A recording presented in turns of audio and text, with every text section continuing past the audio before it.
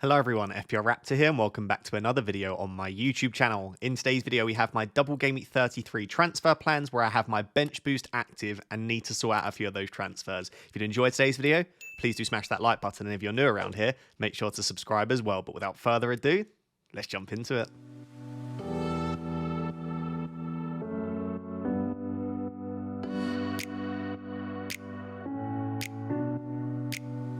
So guys, before we look ahead to Game Week 33 and discuss that bench boost, and let me know in the comments if you're on bench boost this week, let's briefly review Game Week 32, which of course is still ongoing. So I'm recording this to timestamp it on Sunday evening, straight after the Manchester United versus Newcastle game.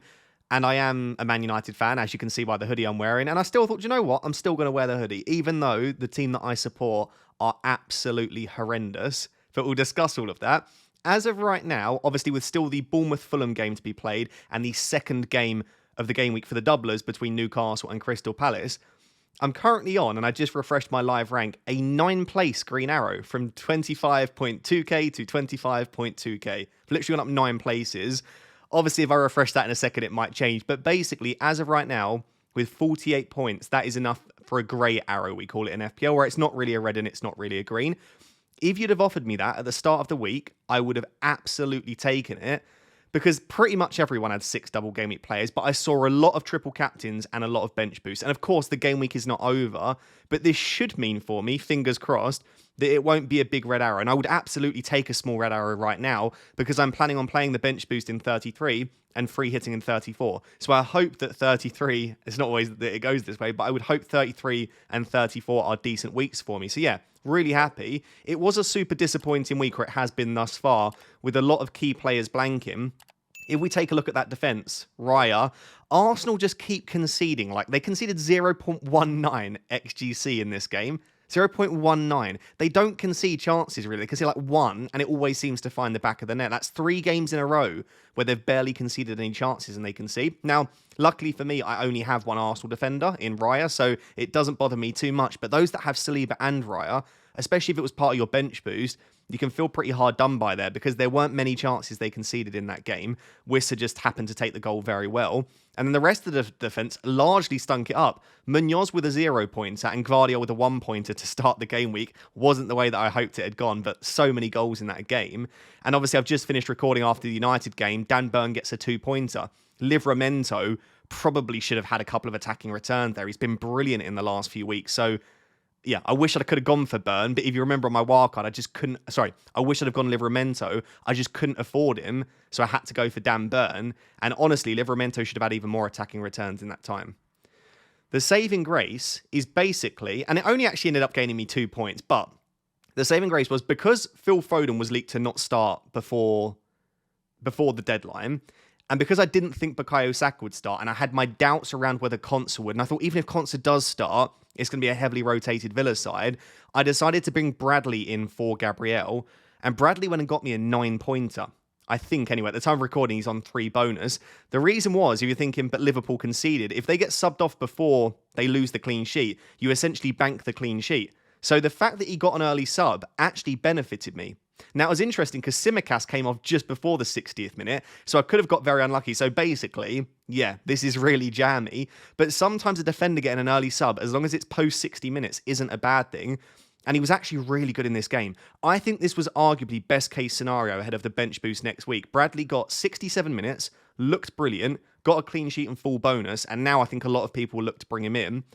If I'd have just started Konsa instead, I obviously would have saved the transfer. I would only be 2 points down, but I think I would have bought Bradley anyway. So I'll probably save a bit of money because I expect Bradley to go up in price. I gained 2 points. I really should have started Konsa ahead of Gvardiol, but I think that's a little bit of hindsight because I was worried about Konsa's minutes. In the attack, most of the players returned, so all but one. Mateta got a half-time sub, which apparently was tactical. Glasner just said he was not playing particularly well, wasn't winning his duel, so that's not great. Saras getting a 5-pointer was nice, but Eberechi Eze once again is the top-scoring Palace attacker out of the popular options. Salah gets a single assist. He has now gone 8 games in all competitions without an open play goal, Mohamed Salah. He does have Leicester in 33, so he'd be a brave man to sell him, brave man or woman to sell him. But yeah, he's not been very good. from an FPL perspective at least. He's just not been scoring open play goals. Jacob Murphy got an assist, which was pretty much all the work of Livramento. Isak's assist was absolutely lovely. If you didn't catch that, I would watch that on the highlights. And then Marmoush, arguably the most frustrating player in this entire team. So he got his goal, but outside of the goal, he missed 2 big chances and created a big chance himself. So there were 3 big chances missed that involved Marmoush. So he could have come away with 2, 3, 4 attacking returns in that game. Obviously, Saka didn't start, so I called that correct. He got 1 point, but he really should have. If you saw when he rounded the keeper, he could have taken that shot a little bit quicker, and that might have been a goal. He also cut in on his left foot right at the end of the game and almost scored. And yeah, Ezri Konsa 7-pointer isn't great. If I had played the bench boost this week and sold Phil Foden, it might have gone decently for me. Who would I have sold Phil Foden for? It probably would have been Asensio, actually, who missed 2 penalties. So I would have only got an extra 2 points there. So if I'd have bench boosted this week, I probably would have done Foden's for Asensio, and it probably would have been something like, yeah, a 12-point bench boost, which would have been okay.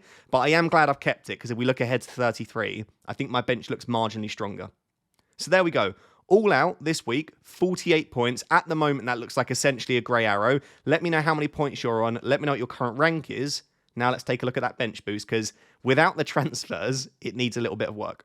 So guys, looking ahead to Game Week 33, I currently have 2 free transfers and 1.4 million in the bank. And if you are new to the channel, firstly, please do consider subscribing. I'd really appreciate it. We're less than 1,000 subscribers away from my season goal, which was 150,000. So if you're not yet subscribed, please do consider doing so. It's completely free, really helps me out. But if you are new, this is just my transfer plans, my early thoughts at the start of the week. And throughout the week, I will update my thinking. There'll be a team selection video and, of course, a deadline stream as well. So this is just early thoughts. But early thoughts right now is that I'm not in the worst position. Even if I had no transfers, the bench boost doesn't look terrible. But I, of course, do want to make at least 2 transfers. And as you'll see in the final section, I am considering a -4 hit as well, depending on how aggressive I want to go and depending on the update that we get around Phil Foden. So just to take you through the team as things stand, Raya and Areola are my goalkeepers. Obviously, I picked Areola because he was cheap, and also because he has Southampton at home in Game Week 33. So that was always the plan. Do I expect a clean sheet? Probably not. Southampton do usually find a way to score a goal, and I know they didn't score against Aston Villa, but they had a couple of chances. We'll just see, right? You never know with goalkeepers. I'd preferably like to have a doubling goalkeeper, but there wasn't one that was cheap that would fit into my plan. So Areola's in there. Fingers crossed he at least makes a few saves. 2 or 3 points, I'll take it. But yeah, Raya is really nice to have in net. The other defenders at the moment are Munoz, great attacking, doesn't have the best fixtures, but we know that he can score a goal. Gvardiol, decent fixtures actually from a defensive perspective, especially the Everton game. Whether he plays centre-back, he's got greater chance of bonus points. Left-back, more attacking threat, so he's okay. Ezri Konsa, again, I don't expect a clean sheet, but he's a doubling defender that will get appearance points, and you never know. He actually missed a big chance as well, if you didn't see in Game Week 32, which I was very happy he missed, because we could have been looking at a 15-pointer on the bench. But yeah, he does at least go up for corners, and he's okay in the air. So you never know with 2 games. The 4th defender is Bradley, who I brought in, obviously, in Game Week 32. He's got Leicester away. That feels great. I'm very happy I went early. As long as he gets through the week, through training unscathed, and he's fit, I would expect him to start again. I know that Trent's injury, we don't know the exact return date yet, and there are some suggestions it could be as early as Game Week 35. If that's the case, that's the case. I really just wanted to attack the few weeks that we knew that Bradley would be first choice. And from the comments from Slot, it sounds like he will start every game that he's fit and available for. So I like the idea of Bradley. I think if you're on a bench boost and you've got a cheap defender spot under 5 million, Bradley's arguably the one to go for because he's got quite a high ceiling. So those 4 defenders are great. I've obviously got Dan Burn in there as well. And what you'll notice is that I have a free Arsenal spot available. So I think Dan Burn to an Arsenal defender does make a lot of sense, but there are other defenders that I could look to go and get that have single game week fixtures. The West Ham defenders, Manchester United. I know you won't really like that, but you could go there for Wolves at home. There are options, or I could go, because I still have 2 free Aston Villa spots in my team. I could even go for another Aston Villa defender if I just want another doubler. There are options there. As much as I don't think Dan Burn against Villa away is a terrible fixture, I want to sell Dan Burn. And so that's why he's in the 11 at the moment, because I plan on selling him for a doubling defender. So that's one transfer, which is probably quite likely. When we then move on to sort of the midfield and the attack, I've got doublers, but some of them I don't know if they'll start both games. So we'll start with Bukayo Saka. Let's see how many minutes he gets against Real Madrid. I wouldn't be surprised if he doesn't start the Ipswich game. I do think he'll start the Palace game, or I at least think he'll start one of these games. I'd be very surprised if he goes through Game Week 33 playing both games off the bench again. At some point, he does need to build up fitness, and you can't build up fitness playing once a week or once every 10 days. So I expect him to start one of them, maybe be on the bench in the other, but there is a chance he starts both. I think if you've not got Saka, it still is a pretty big risk going without him. The reason he's not got the armband for me right now is, again, I just don't know that he definitely starts both. And the other player that is a big minutes risk is Phil Foden. Phil Foden even bigger than Saka, of course, because apparently Pep said that he picked up an injury from that Casemiro challenge, which is why he got the early sub. My initial thoughts on this is if Foden's fit and available, definitely in full team training, and we know that he has the ability to start, I'll probably just keep him because I think it would be a -4 that I'd have to take to sell him, and I'm just not that convinced by any of the other options. But if he's not fully fit or there's doubt surrounding it, I don't really want a bench boost with a player that could conceivably play 0 minutes in the double. So Phil Foden could be an issue, but as of right now, he is a midfielder with a double game week, and Sarr is the other midfielder I have with a double. Not great fixtures, but Bournemouth haven't been brilliant in recent weeks, and Arsenal do always find a way to concede one goal. I think, did Ismaila Sarr score against Arsenal earlier this season? I might have made that up, but he's definitely scored in some big games this season. So yeah, I'm happy that I have 3 doublers, although I don't expect 2 of them necessarily to start both. Then I have 2 single game weekers. Obviously, Salah, we've spoken about the fact that it's now 8 games without an open play goal, but it's Leicester and it's Salah. So I have no real plans to sell Salah. I'm very happy him being part of the 15. Jacob Murphy's a tough one. He's very cheap. He's in incredible form. Like, he just keeps getting attacking returns. And I could see him causing a bit of damage against Aston Villa. I mean, we know that Aston Villa are good at home, but I wouldn't put it past Murphy getting a return. I just think there are some more exciting players with 2 fixtures. The other thing with Newcastle, and I urge you to take a look at this yourself, is from game week 35 onwards, so after their Ipswich game in 34, the fixtures are not good for Newcastle. So it's not just about trying to get a really good bench boost for me. It's also looking ahead to 35 and beyond. They've got no chance of doubling in 36, and the fixtures aren't particularly good. So I just don't think I really want to hold multiple Newcastle assets for 35 and beyond as well. So I am planning on probably selling Jacob Murphy for a double game weeker, which is why, again, you might think Burnham Murphy would be on your bench. I plan on selling Burnham Murphy, and therefore my bench would be looking as it is right now. In terms of then the forwards, Marmoush, Mateta, Isak. Marmoush is currently my captain. We think he's got penalties, takes some set pieces. As I said, was involved in 3 or 4 big chances in game week 32. What is there not to like? I mean, the fixtures aren't perfect. Everton away, Villa at home. I certainly prefer Saka's fixtures overall, but the minutes seem to be pretty good. And I think City are starting to click into gear a little bit from an attacking perspective. They're still conceding loads of chances, but they had 12 big chances against Crystal Palace. That is miraculous against a defence that are usually pretty good. So I like Marmoush. He's currently got the armband. I'd have to be pretty convinced that Saka starts both games in 33 for me to move the armband off him, I think, at the moment. And then with Mateta, let's see how many minutes he gets against Newcastle. Even if he was like benched against Newcastle, I think I'll just end up keeping him. But ideally, we want to see him start and get like 80 to 90 minutes because that halftime sub was not particularly promising. But again, in a week like this, I'm not going to sell one of my doubling forwards. So then the third and final forward, and the man that is currently sat on my bench, is Alexander Isak. So many questions, which I'll discuss next about Isak to Watkins, because I know that'll be very popular. I just think Isak is great. We saw against Manchester United that assist was brilliant. We know he's always in the box looking to get those big chances. He's on penalties. And again, I could see Newcastle scoring at least 1 or 2 goals in that game. So I certainly don't have an issue with including Isak as one of my 15 players. What that therefore means is if we reserve those Burn and Murphy spots for potential transfers, right? So if we say that my 2 free transfers are going to go on Burn and Murphy, that would leave my bench boost as things stand, as Areola against Southampton at home, Isak against Villa away, Konsa with his double game week, and Bradley against Leicester away. Is that a good bench boost? I think yes. Is it an exceptional bench boost? No. Right? Isak not with a double, with a tricky fixture. Konsa's 2 fixtures do not screen clean sheets at all. In fact, Isak and Konsa obviously clash against each other. West Ham aren't a particularly good team, so I don't necessarily expect a clean sheet for Areola. And then, yeah, Bradley has attacking upside, but it's only 1 fixture. So you could definitely say that is a not great bench boost. And people might say, why don't you wait then? I've looked at 35 onwards, because I'm free hitting next week. There isn't a better week for the bench boost for me. Unless I get loads of injuries midweek, I will be playing the bench boost, even if it's a bit suboptimal. Even if I get a couple of injuries and I have to bench boost with like Isak and Murphy both on the bench, so be it. I don't have a huge issue with that because you just never know in FPL. In terms of the score that I'd be happy with the bench boost, the score that I go for is 16 plus. Because what that would mean is if in an ideal world, which can't happen this season, but you've got 4 doubling players that all just get appearance points, that would be 16. So that used to be the sort of aim that I would have. Honestly, anything between 15 and 20 is fine with me. If I can get 20 plus, great. But I'm not necessarily aiming for or expecting that. So I think that bench boost can get me 15. If Isak gets a goal, appearance points from Konsa, maybe a clean sheet or an assist for Bradley, and then a few saves for Areola, that'll tick me towards 15-20, and I'd be very okay with that.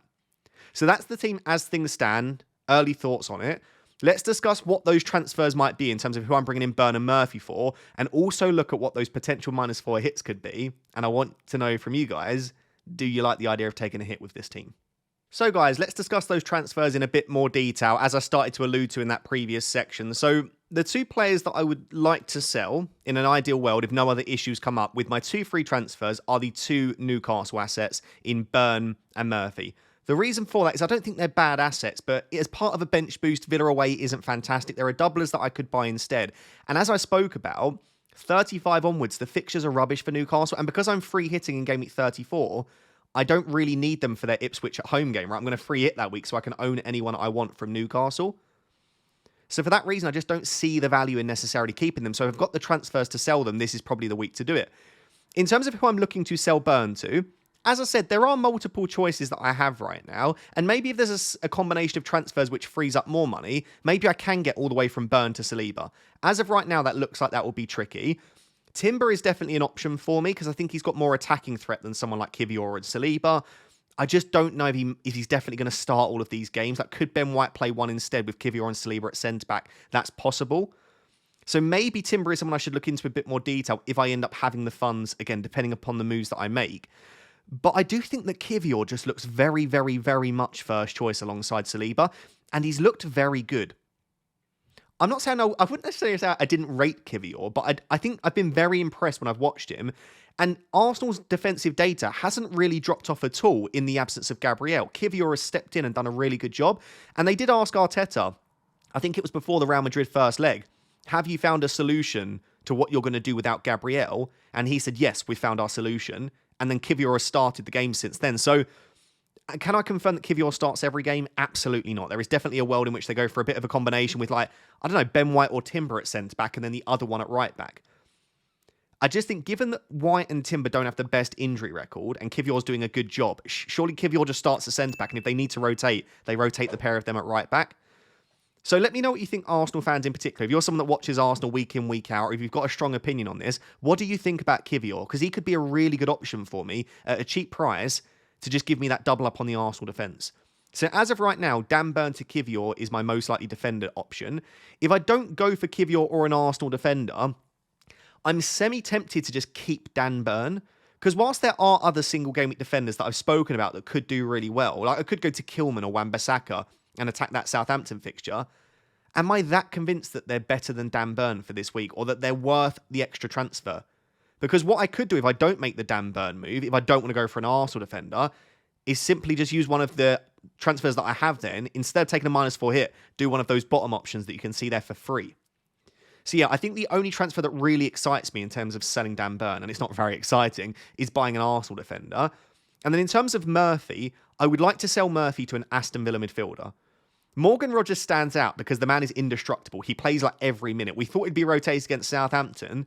Not only did he not get rotated against Southampton, he played 85 minutes. He didn't even get... I thought, do you know what? Once he started, I was like, maybe he comes off at half-time. Maybe he comes off at 60. No, do you know what? He's made it to 60. Maybe he makes it to...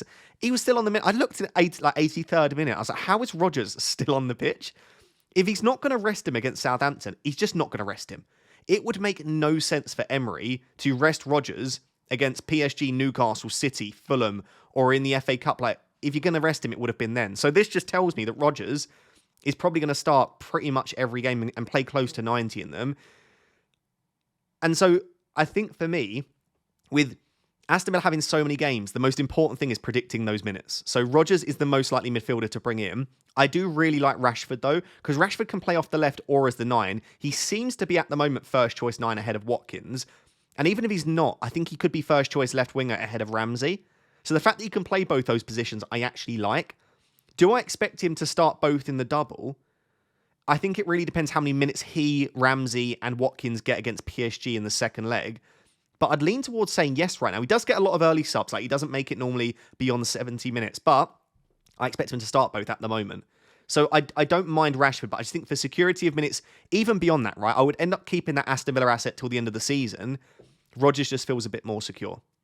So as of right now, my 2 planned transfers, I can actually skip back and show you. Is this the right graphic? Yes.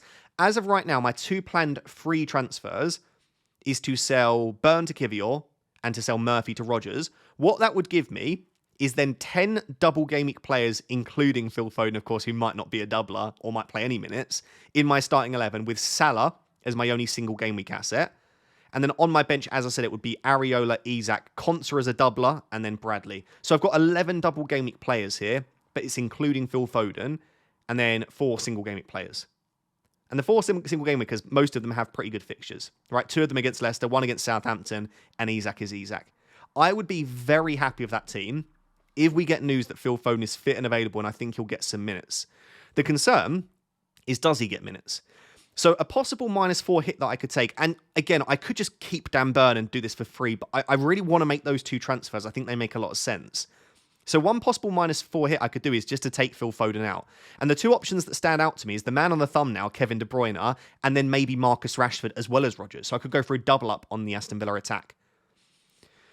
I really like KDB. In fact, I love KDB. What a footballer. What an incredible player. And in Game Week 32, he turned it on. And I think he must have heard my criticisms. That's obviously a joke. He doesn't watch the videos. But I was very critical of his performance against Man United. I thought he was rubbish. I thought his touch was heavy. I thought he looked really fatigued. He didn't look match sharp. I even think his vision was lacking at points. Like, there was a few times you just think KDB would have found that pass.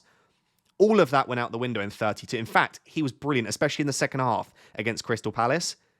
It had everything, that performance. So it has turned my head, of course. And if we know that Phil Foden isn't fit, that is one less position that can be taken up. Or if we think that he's out of favour. So I really like the idea of Kevin De Bruyne. But do I expect him to start both games and the semi-final in the FA Cup? Which I think they've got like 3 games in 8 days or 9 days? I just don't think he does. And I think he starts that FA Cup game. So then I probably don't think he starts both of these Premier League games. The gaps, though, aren't terrible. I think it's like Tuesday to Saturday or Tuesday to Sunday. It's like a 5-day gap that they've got in between Villa and the FA Cup. I might have made that up, but I believe it's a decent gap there.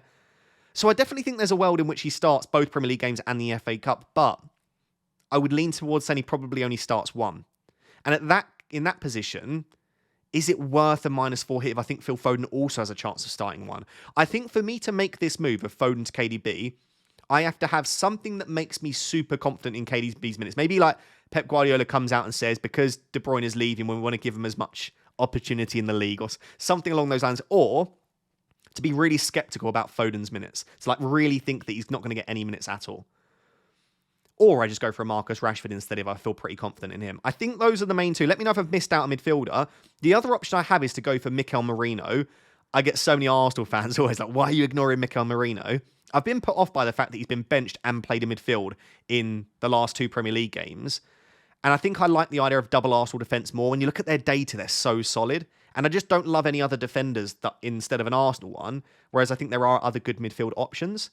So like, I think I prefer like Rashford and Kivior to Luca Dean and Merino or something like that instead, if that makes sense. So as of right now, I'm not really super considering Mikel Merino. Let me know if there's anyone else I've missed, but that's what I'm looking at right now. I could, of course, go for a single game weeker. Jared Bowen against Southampton stands out, or Bruno Fernandes against Wolves at home. I could even go for like a Brian Mbeumo just because he's absolutely elite against Brighton. But those are the 2 that I'm looking at the moment. And then, as I said, the popular transfer this week and a lot of questions around it is Isak to Watkins. Am I tempted to do it? Absolutely, I'm tempted to do it.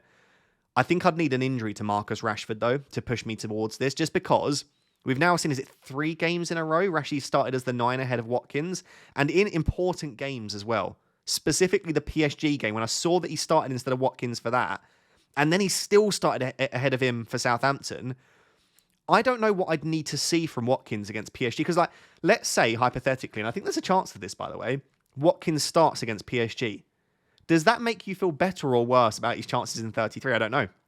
You could say, great, maybe he is leaning back towards Watkins as first choice.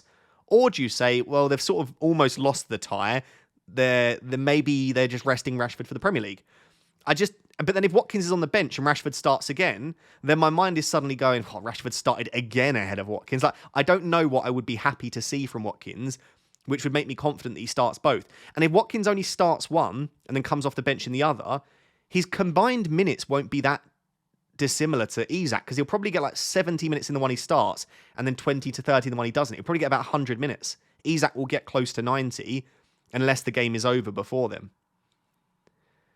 So I'm not ruling out the idea of going for Watkins. I don't know. I need to see something, but I don't know what I could see apart from a Rashford injury that would make me want to go for Ollie Watkins.